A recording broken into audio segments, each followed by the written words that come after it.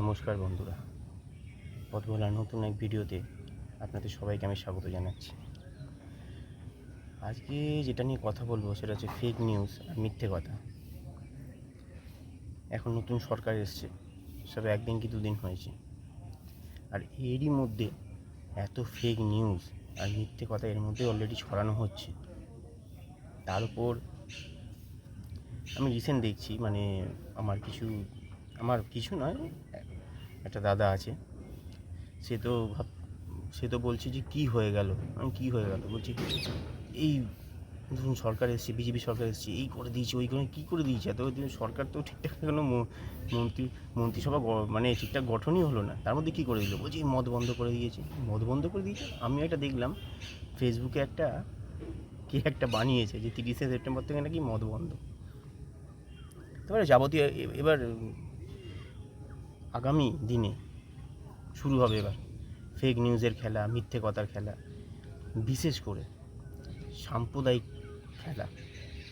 বিজেপিকে যেহেতু সবাই বলে সাম্প্রদায়িক দল, একটা সাম্প্রদায়িক একটা নিউজ তৈরি হবে। কিভাবে? ধরুন কোনো মুসলিম সম্প্রদায়ের বাড়ির মধ্যে ঝামেলা, কেউ আগে মেরে দিল, সাধারণত হয়ই, কেউ আগে মেরে দিল, তো সেইটার মধ্যেও একটা রাজনীতি ঢুকিয়ে দেবে যে বিজেপি করেছে। মানে আমাদেরকে সচেতন থাকতে হবে। এইবার চললো ফেক নিউজের খেলা, রাজনীতি। আমাদের মমতা ব্যানার্জি চরম মিথ্যেবাদী। রবীন্দ্র জয়ন্তীর দিন রবীন্দ্রনাথকে পিছনে রেখে নিজের সামনে দাঁড়িয়ে তার গলায় মালা দিয়ে রবীন্দ্রনাথের, আর পরের পর মিথ্যে কথা বলে যাচ্ছে।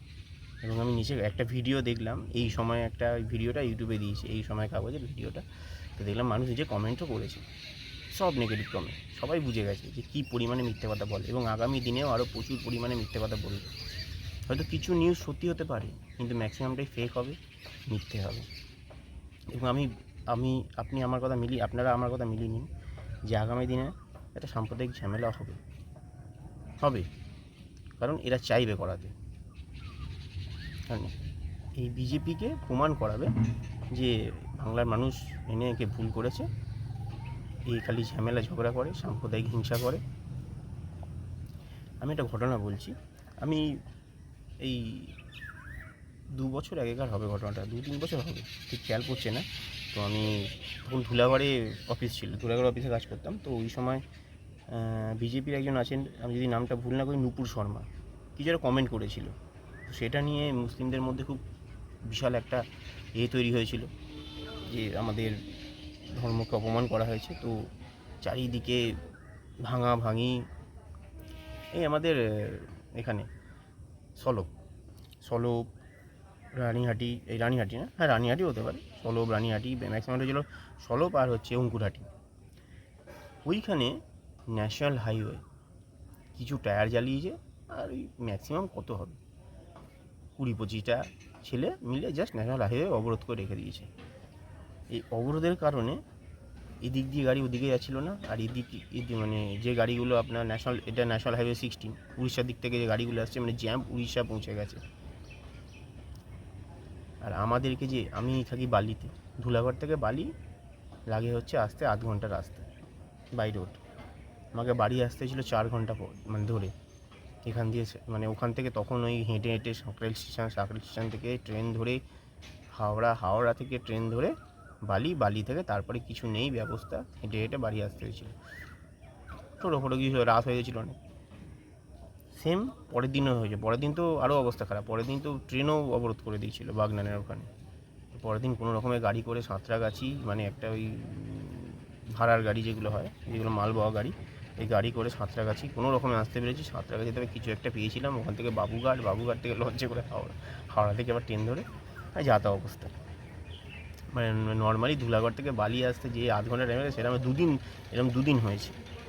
তো প্রশাসন কিছু করেনি, কটা ছেলে মিলে রাস্তা নয় ন্যাশনাল হাইওয়ে অবরোধ করেছে, আর সরকারের ক্ষমতা নেই তাদেরকে তোলার। যে দুটো লাঠিচার্জ করলে র্যাপও নামাতে হতো না, পুলিশকে দুটো লাঠিচার্জ করলেই সব উঠে যেত, কিন্তু না, তখন তো দুধেল গরু ছিল না সবাই। আপনারা হয়তো একটা এই সিনটা আমি রিলেট করতে পারি। একটা সিনেমা ছিল নায়ক, অনিল কাপুরের। ওটা একটা সিন মানে ঘটনা ছিল যেখানে ওই বাসে স্টুডেন্টদের সাথে এই বাসের কন্ডাক্টরের একটা ঝামেলা হবে, ওটা নিয়ে ঝামেলাটা প্রচুর বড় আকার নিয়ে নেবে, ভাঙাভাঙি লুটপাট, খুব দারুণ দেখেছিল। অরিজিনাল ঘটনা, মানে পুরো মানে ওরকমই হয় সাধারণত ঘটনাগুলো। তো সেম যখন ওখানে পুলিশ ফোন করেছিল মুখ্যমন্ত্রীকে যে এরকম আমাকে নির্দেশ দিন আমাকে, যে আমি 1 মিনিটের মধ্যে সব ঠিকঠাক করে দেবো, সব হাঁটিয়ে দেবো। বলছে মুখ্যমন্ত্রী বলছে, না, এগুলো আমাদের ভোট দেয়, ওদের গায়ে হাত দেওয়া যাবে না, যা হচ্ছে হতে দাও, দোকান লুট হচ্ছে তো লুটতে দাও, সম্পত্তি জ্বালানো হচ্ছে, ভাঙচুর হচ্ছে তো হতে দাও, কাউকে গায়ে হাত দেওয়া যাবে না। ব্যাস। যদি সরকার সারা জীবন নিজের ভোটের কথা চিন্তা করে তো হতেই থাকবে। আর যে সরকারি 15 বছর ধরে সরকার যেটা ভেবেছে, নাহলে এই মুর্শিদাবাদ মালদা এত কিছু হতো না ঘটনা পরপর, যদি সঠিক অ্যাকশান নিত আজকে। তো আবার বলছি, এই যে সরকার সবে এসেছে, এখনও কিছু হয়নি, সরকারকে কদিন টাইম দিন, সব কিছু ঠিকঠাক করার টাইম দিন। আর ফেক নিউজ থেকে দূরে থাকুন, এই হিসাবে আমার মত যে বন্ধ হচ্ছে, যদি বন্ধ হয় সেটা আগে যে সার্টিফাইড যে চ্যানেলগুলো আছে, এবিপি আনন্দ, TV9 বাংলা, আর বাংলা, জি নিউজ, এরা আগে দেখান।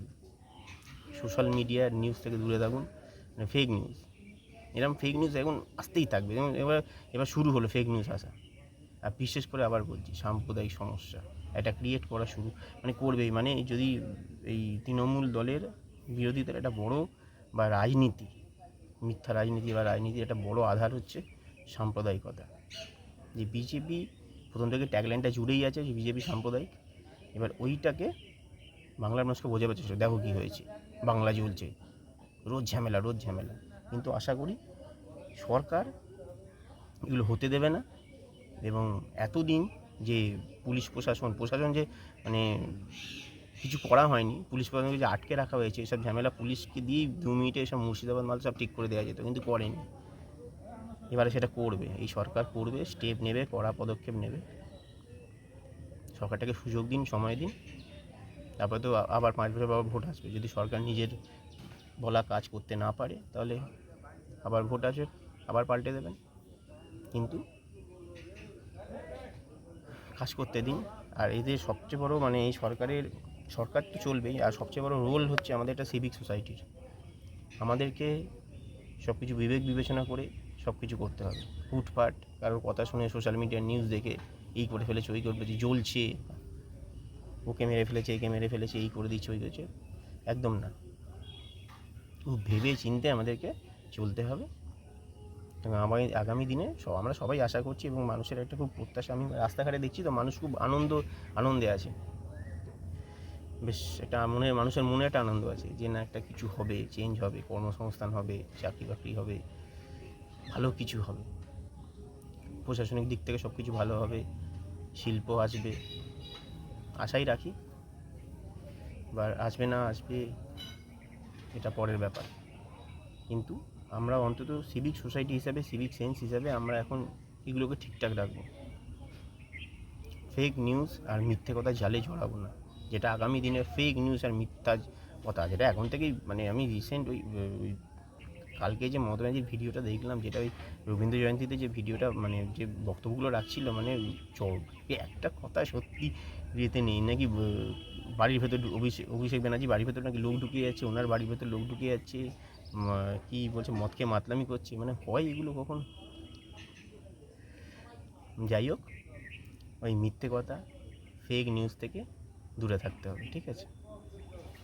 আগামী দিন আশা করছি খুব ভালো হবে। নমস্কার, টাটা।